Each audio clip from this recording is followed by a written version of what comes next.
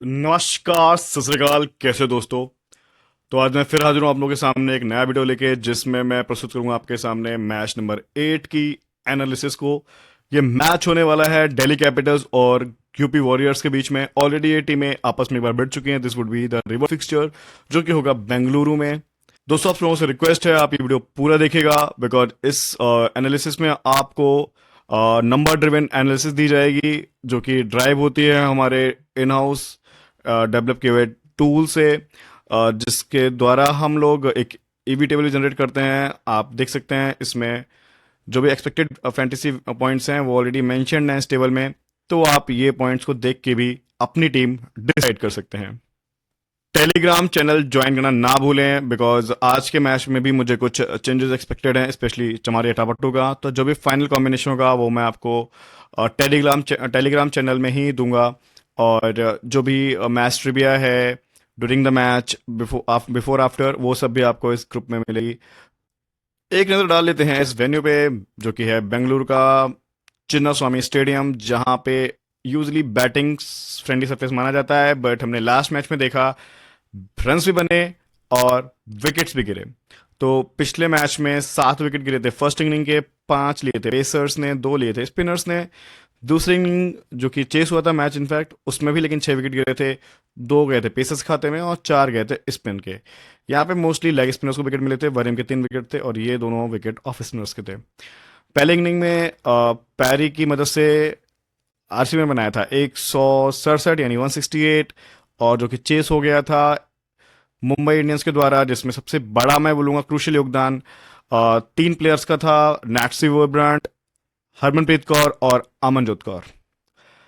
इस वेन्यू पे दिल्ली और यूपी दोनों ही 4-4 मैच खेल चुके हैं पिछले सीजन, जिसमें एक मैच जीती थी यूपी और ये एक मैच हारी थी।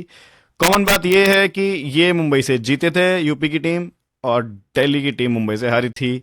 बाकी मुकाबले ये अपनी जीत गई थी और ये बाकी मुकाबले हार गए थे। यानी कि जब इनका आपस में मुकाबला हुआ था, वो भी ये आपस में जब खेले थे, तो दिल्ली जीत गई थी। अभी तक इस वेन्यू का जो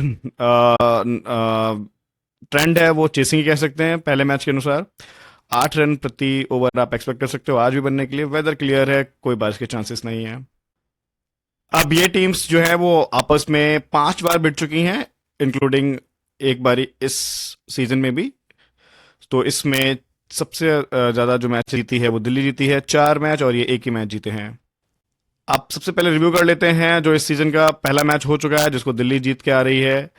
167 मारे थे यूपी ने पहले बैटिंग करते हुए, जिसमें सबसे अच्छा योगदान आया था किरण अवगिरे का। एक हाफ सेंचुरी आई थी। शेरावत जो out of the box pick थी, लेकिन इनके 37 रन आए थे।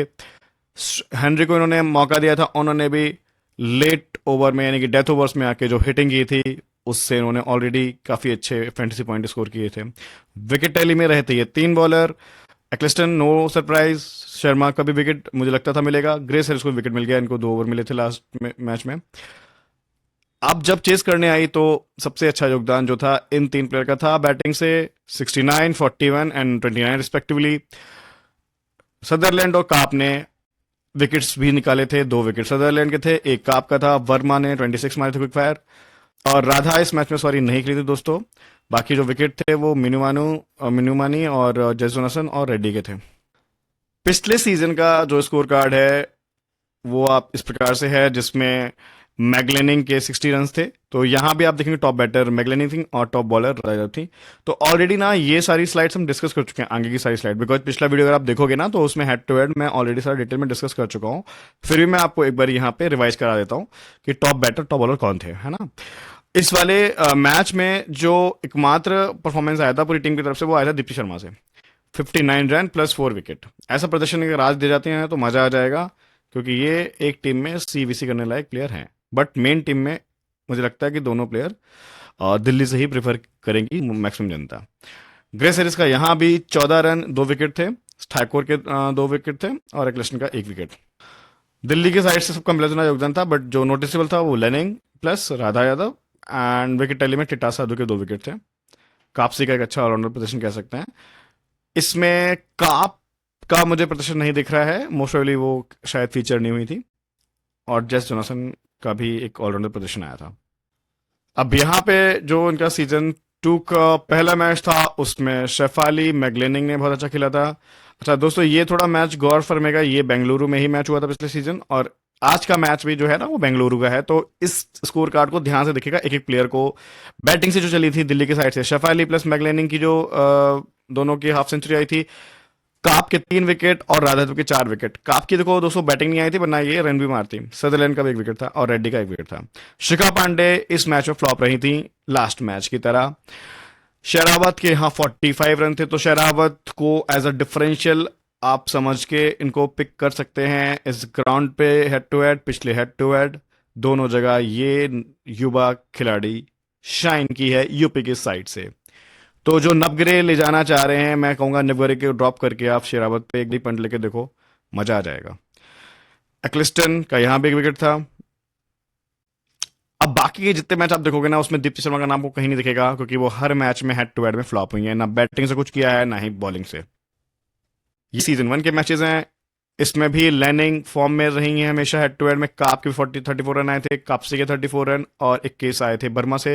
विकेट में राधा यादव बहुत अच्छा करते हैं हेड टू हेड में। आई डोंट नो क्यों नहीं खिलाया इनको लास्ट मैच में, आज के मैच में खिलाने का इनको चांस बनता है। ये दोस्तों तानिया भाटिया होंगी, अस्तिका भाटिया नहीं। और यहाँ पे ये 3 विकेट थे कापसी के, तो कापसी को मौका मिलता है, तो कापसी भी हेड टू हेड में काफी रंग जमा चुकी हैं एक मैच को छोड़ के। अब सीजन 1 में ना दोस्तों यूपी की साइड से जो अच्छा खेली थी ना, वो एक प्लेयर थी टाइला मैकग्राथ, जो कि इस सीजन बिल्कुल भी रंग में नहीं दिखी हैं। इनके 58 नॉट आउट थे इस मैच में। शेरावत के यहाँ भी 19 रन थे और अखिलेश का 1 विकेट था। तो शेरावत देखो 3 बार रिपीट हो गई दोस्तों हेड टू हेड में। अब तो लग रही हो ना फिक्स प्लेयर से लग रही होगी। जो पहला मैच हुआ था सीजन 1 का, उसमें लैनी के 70 आए थे। मतलब लैनी का बल्ला चलना है अगर सामने उन्होंने पीली जर्सी में यूपी की टीम देख ली है।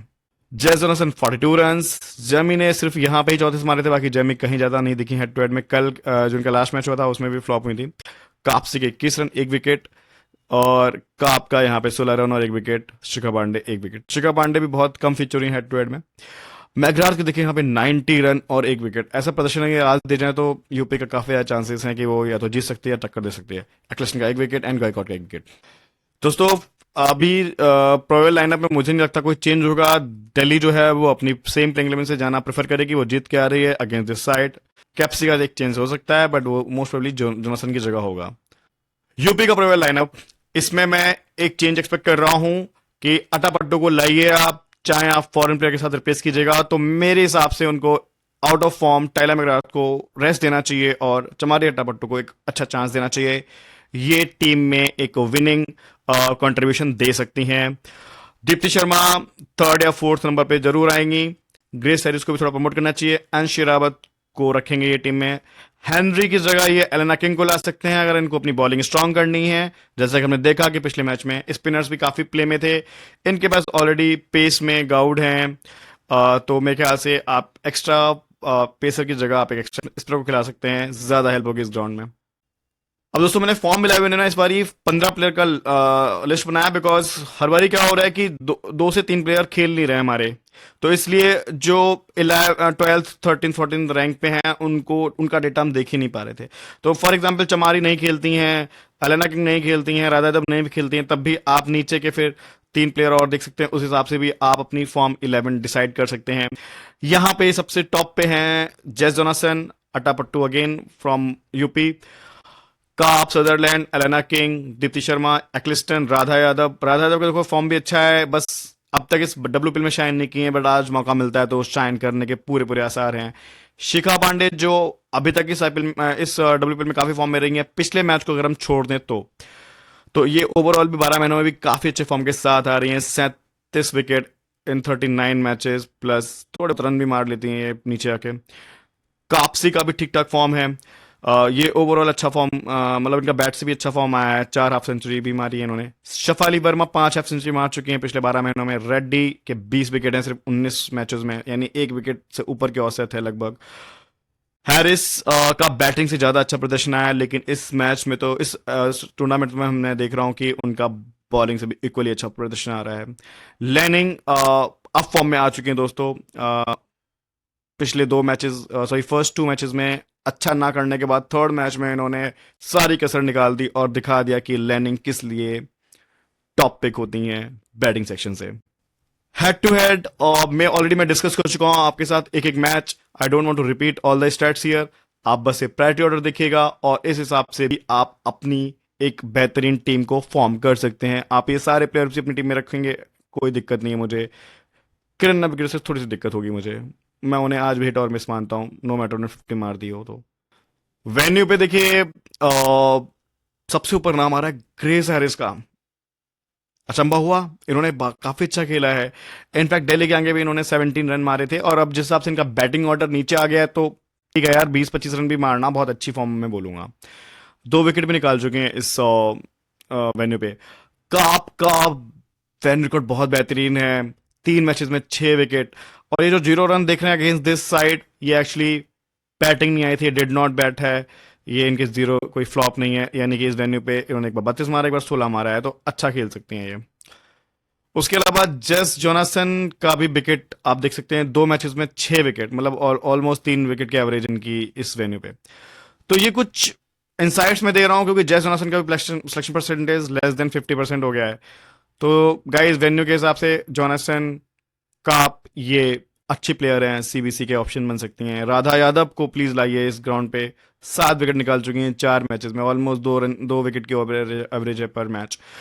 लेनिंग इस ग्राउंड पे भी अच्छा खेलती हैं और ये जो 51 आप देख रहे हैं जिन पे हरा मैंने हाईलाइटर लगाया है हरे कलर का, ये यूपी के अगेंस्ट ही आया था लास्ट सीजन और ये पिछले मैच में भी 69 मार के आ रही हैं। आज भी मैं लिख के दे सकता हूं इनके 40 सुपर रन आ रहे हैं। शेफाली वर्मा का 64 आया था इस ग्राउंड पे इस टीम के अगेंस्ट, और वैसे भी इनकी एक हाफ सेंचुरी आ चुकी है, ये भी हिट होने के चांसेस हैं इनके आज। सबसे पुअर रिकॉर्ड मैं बोलूंगा बॉलिंग से पांडे का रहा है, 4 मैच में सिर्फ 3 विकेट निकले हैं। नवग्रह यहाँ पे देखो दोस्तों फ्लॉप रही हैं, इस टीम के अगेंस्ट भी 10 रन मारे थे बेंगलोर में, एक की सिर्फ हाफ सेंचुरी है। गायकवाड़ के सिर्फ 4 विकेट। सेंटिमेंट्स 11, इसमें मुझे कुछ ज्यादा एक्सप्लेन की जरूरत नहीं है। आप ड्रीम 11 एप्लीकेशन खोलिए, परसेंटेज के हिसाब से फिल्टर मारिए और डिक्रीजिंग ऑर्डर में इनको लिख दीजिए। अब इसमें मैं आपको बताता हूँ, फिक्स प्लेयर में दीप्ति लेके चलनी है, सदरलैंड लेके चलनी है, एक्लिस्टन लेके चलनी है, काप, लैनिंग, शेफाली वर्मा, सारा ब्राइस भी, बिकॉज उमा छेत्री का शायद बैटिंग ऑर्डर फिक्स नहीं है। इवन अगर वो ऊपर आती हैं, मुझे नहीं लगता कि डीसी के बॉलिंग अटैक के सामने कोई बहुत ज्यादा अच्छी पारी खेलने वाली है। ग्रेस हैरिस को भी आप प्लान्स में रखेगा।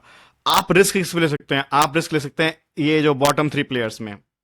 ऑल्दो शिनेल हेनरी जिन्होंने 36 क्विक रन मारे थे और 3 ओवर भी डाले थे, तो उनको भी ड्रॉप करना रिस्की हो सकता है, लेकिन फिर भी एक मैच के हिसाब से वी कांट जज फॉर्म। तो किरण नवगिरे मुझे लगता है फ्लॉप होंगी, और शिखा पांडे का तो हेड टू हेड रिकॉर्ड बेकार ही है, लास्ट मैच में भी अच्छा नहीं किया था, तो मुझे लगता है इनकी जगह आप थोड़े से एक्सपेरिमेंट कर सकते हो। राधा यादव खेलती हैं, उनको आप लेके जाइए। आप शेरावत को ट्राई कर सकते हैं किरण नवगिरी की जगह, और शिनेल हेनरी की जगह अगर चमारी अट्टापट्टू आती हैं, बेखौफ ले जाइए। ये सारी एनालिसिस करने के बाद हमने कुछ शॉर्टलिस्ट किए हैं प्लेयर्स को। इसमें शॉर्टलिस्टेड प्लेयर्स में आप देखिए, सबसे पहली जो मेन शॉर्टलिस्ट होती है इसमें चारों लिस्ट में ये प्लेयर्स फीचर हुए हैं। वो 3 प्लेयर हैं दिल्ली के, काप, लैनिंग, शेफाली वर्मा।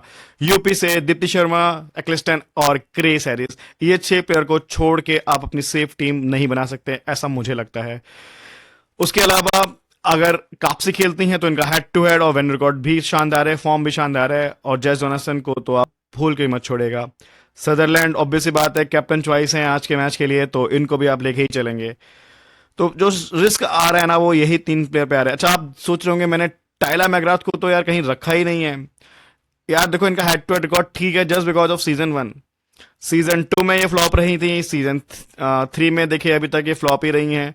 तो मैं इस वजह से इनको अपनी टीम से, तो क्या मुझे लगता है कि आज ये फ्लिंग 11 में भी शायद ना हो, अगर होती भी है तब भी रिस्क लेने का मुझे लगता है आज अधिकार जैसा लगता है, मैं छोड़ के जाना चाहूंगा, आज अवॉइड करना चाहूंगा इनको।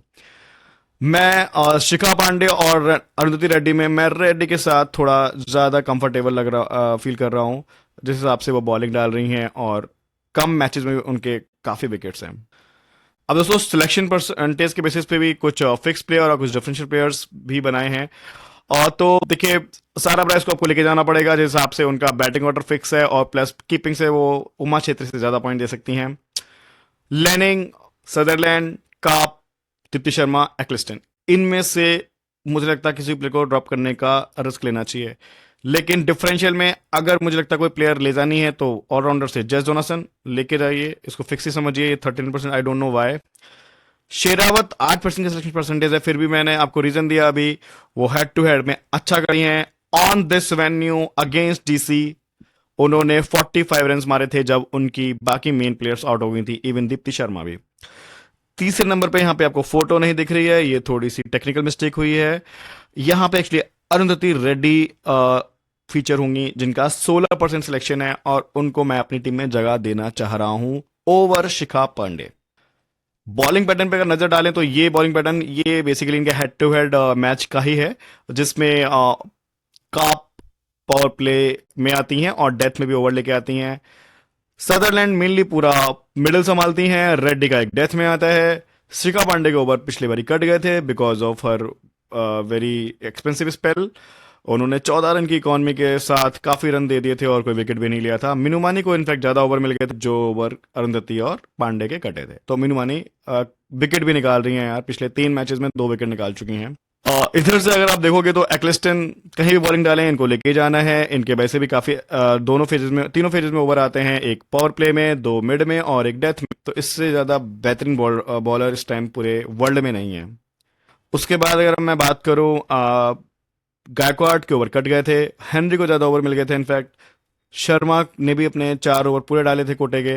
मैगराज को 3 ओवर के बाद भी कोई सफलता नहीं मिली थी, उससे अच्छा आप हैरिस से डलवा दो यार बाकी के ओवर, हैरिस विकेट तो निकाल रही है।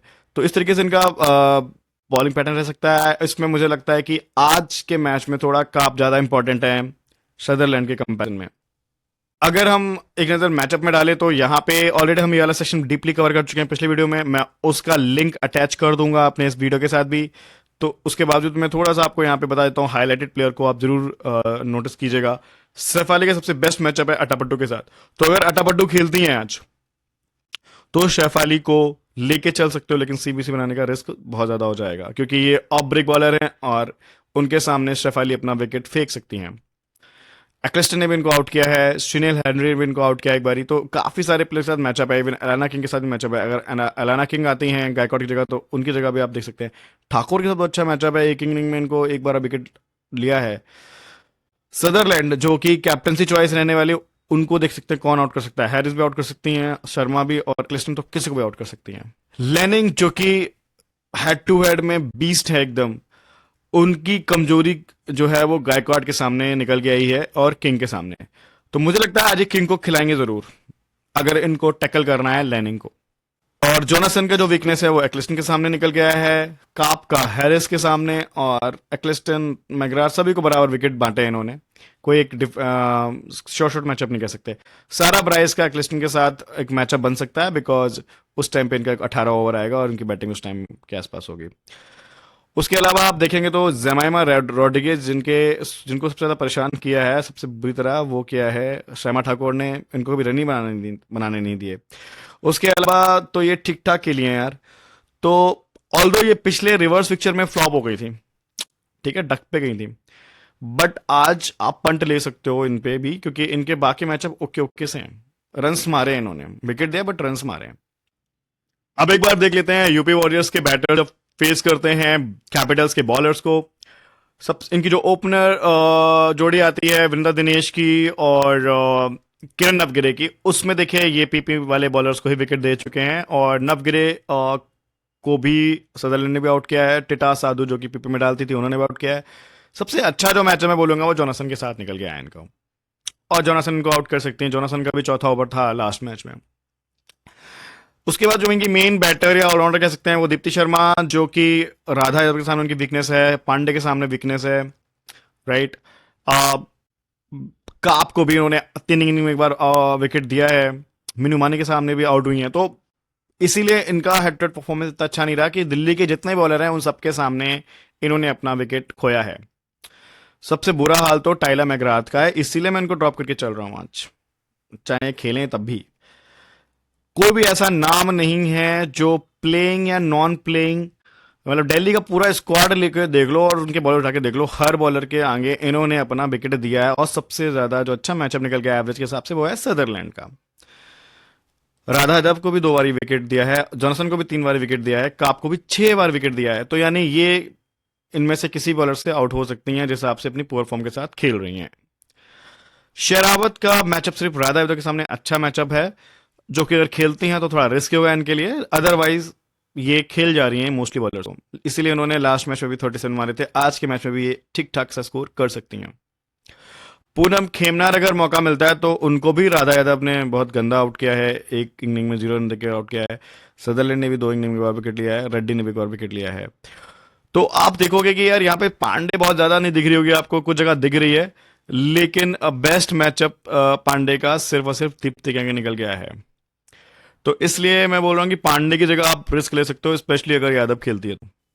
अब आप अपनी जो फाइनल टीम है वो इस ईबी टेबल के हिसाब से बना सकते हो यार, इसमें सारे पॉइंट्स दे रखे हैं हमने, आप इसके हिसाब से भी डिसाइड कर सकते हो यार कि इसके इतने पॉइंट्स मिल सकते हैं तो क्यों ना ले लिया जाए। क्योंकि सबसे ज्यादा आपको यही मुश्किल होता है कि मैच से पहले अंदाजा लगाना कि किस प्लेयर को कितने पॉइंट्स मिल सकते हैं, कौन कितने रन मार सकता है। तो उसको हमने ऑलरेडी अपने डेट की मदद से अपने एआई टूल की मदद से उसको प्रिडिक्ट करने की कोशिश की है, उस हिसाब से भी आप अपनी डिसीजन मेकिंग कर सकते हो। सदरलैंड को आज भी सबसे हाईएस्ट पॉइंट मिले हैं because of a tremendous form. अब आपको जिस सेक्शन का सबसे ज्यादा इंतजार था, that is my head to head team और स्मॉल लीग टीम भी आप इसको मान सकते हो। इसमें मैं कीपिंग से सारा ब्राइस ले रहा हूं। उमा चैत्री का बैटिंग ऑर्डर काफी नीचे हो गया था लास्ट मैच में, आज भी वैसे ही कुछ आशंका है, तो मार्केट इससे जा रहा है तो हम भी ज्यादा पंगे नहीं लेंगे। बैटिंग से मैगलेनिंग फिक्स हैं, ग्रेस हैरिस फिक्स हैं, अभी के लिए वर्मा भी फिक्स हैं बिकॉज उन्होंने 64 रन मारे थे इस ग्राउंड पे अगेंस्ट यूपी। लेकिन अगर चमरिया टपट्टो खेलती हैं आप पंट लेके ड्रॉप कर सकते हो। ऑलराउंडर से आपको ये 5 ऑलराउंडर लेके चलने हैं, दीप्ति शर्मा, सदरलैंड, काप, जेस जोनासन, और अगर अटापट्टू खेलती हैं तो उनको भी। टेला मैकग्राथ खेलते भी हैं तब भी मैं आज उन पे रिस्क ले रहा हूं। बॉलिंग से एक्लिस्टन फिक्स होंगी, रेड्डी अभी के लिए मैंने रखी हैं, अगर यादव खेलती हैं तो यहां पे स्ट्रेट फॉरवर्ड यादव आ जाएंगी। शिखा पांडे को ले जाने का मेरा प्लान अभी भी नहीं है, अगर मुझे लगेगा पहले दिल्ली बैटिंग कर रही है तो हो सकता है कि मैं एक एक्स्ट्रा बैटर के साथ जाऊं, यानी जेमिमा रॉड्रिगेज, जो कि पिछले मैच में फ्लॉप हुई थी बट वो इतनी बुरी प्लेयर नहीं है, अच्छा खेलती हैं वो। कैप्टन सदरलैंड अभी के लिए और चमारी अट्टापट्टू वीसी हैं, बट अगर दिल्ली पहले बॉलिंग करती है तो मैं काप के साथ वापस से सी जाना चाहूंगा और वीसी करूंगा उस केस में सदरलैंड को। अगर आपने पूरा वीडियो देखा है तो भी आपका बहुत बहुत धन्यवाद, अगर आपने सिर्फ टीम वाला सेशन देखा है तो भी आपका बहुत बहुत धन्यवाद। बट आगे भी वीडियो आपको दिखता रहे, आपको ये चैनल की अपडेट मिलती रहे, प्लीज सब्सक्राइब कीजिएगा चैनल को और वेल नोटिफिकेशन ऑन करके नोटिफिकेशन पाते रहेगा मेरे आने वाले वीडियोस की। आपको बेहतरीन से बेहतरीन एनालिसिस देने की कोशिश करूंगा और विनिंग टीम के जितने भी फंडे हैं, फॉर्मूले हैं, वो सारे लॉजिक के साथ आपको एक्सप्लेन करके फाइनल टीम जो भी कंक्लूड बनती है वो आपको दूंगा। धन्यवाद, अपना ध्यान रखिएगा, थैंक यू।